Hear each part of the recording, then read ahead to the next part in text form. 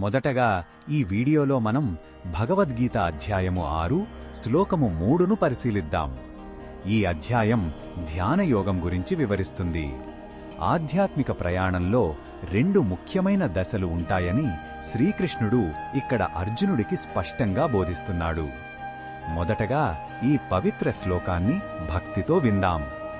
ఆరురుక్షోర్మునేర్యోగం కర్మకారణముచ్యతే యోగారూఢస్య తస్య ఇవ శమః కారణముచ్యతే.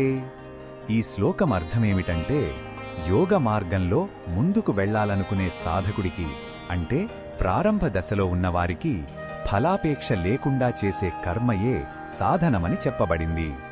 అదేవిధంగా యోగంలో ఉన్నత స్థితిని పొందిన వారికి, అంటే మనస్సును నిగ్రహించిన వారికి మానసిక ప్రశాంతత లేదా ధ్యానమే సాధనమని చెప్పబడింది.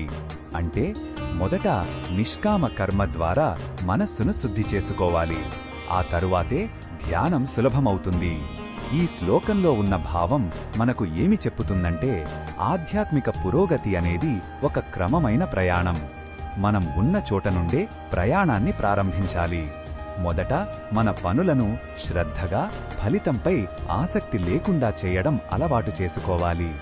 ఇదే మనల్ని ఉన్నతమైన మానసిక శాంతి వైపు నడిపించే మొదటి మెట్టు. తొందరపడకుండా ఒక్కో అడుగు వేయమని ఈ శ్లోకం మనకు ధైర్యాన్నిస్తుంది.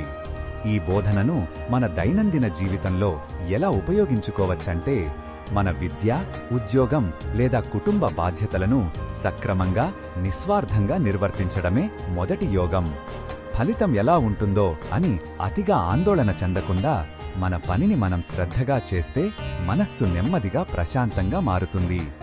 ఈ మానసిక ప్రశాంతతే భగవంతునిపై మనస్సును లగ్నం చేయడానికి, ధ్యానం చేయడానికి మనకు సహాయపడుతుంది. మరిన్ని భగవద్గీత శ్లోకాల అర్థాన్ని తెలుసుకోవాలంటే మా తదుపరి వీడియోలను తప్పకుండా చూడండి.